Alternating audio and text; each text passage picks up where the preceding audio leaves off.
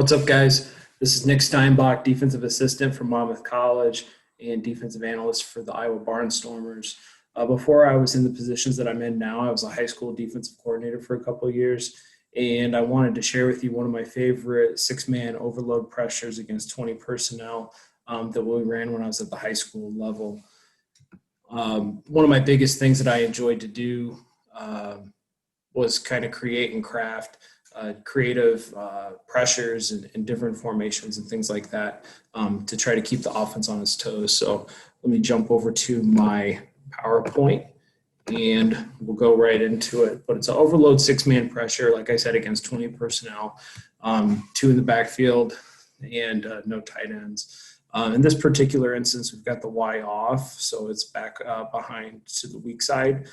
With how we identified the strength of the formation, we looked at obviously the number of eligible receivers to each side. So we've got three to the right. So we identified this as strong right. And working from left to right, we identified this as SSH, back left, running back right. So we have one split over here with the Z and then two over this way with the S and the X. And then we have the Y off. So with how we aligned to it, we had a move call. So we would show our base alignment. Then when our mic called move, we would shift the line over. And so our end would bump over to weak side A gap. Our three tech would then bump over to the strong side A. Nose would move over to strong side B. And then our end would bump out over to strong side C. Sometimes we would play with alignment there. We'd move him out to like almost a ghost nine and really have him take a strong angle on his pass rush. With what we did on the back end, we were a split field coverage system, and we operated off of numbers. The kids would call the left side and the right side. So left side would be the first number, right side would be the second number. We had 0 as cover 0, and in this situation, we had 5 as two-man read. So to the strength, we had our strong safety in our corner over there playing two-man read. Then over to the weak side, we had this corner playing Meg, man everywhere he goes. Then our free safety was in the middle, and he was helping out in that middle zone that we identified.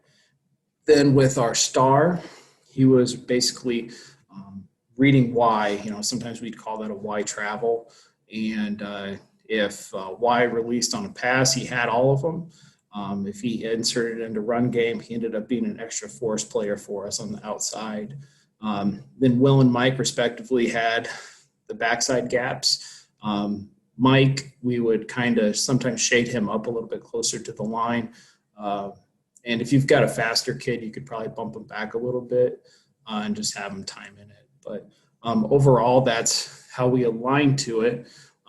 When it came to actual film, this was a clip from 2019 season. So we see him come out here. And in this situation, we adjusted because they do have a tight end, so we don't see the receiver out there to be to the strength. But the kids went ahead and lined up correctly there. They shifted correctly, and we've got them reading over to the different side there. Timed things up well and ended up with a nice little tackle for a loss there. Couple of things that I don't like about this one. I would have liked to see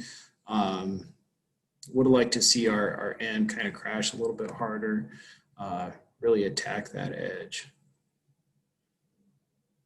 But overall, ended up with a loss and a decent positive there for the defense.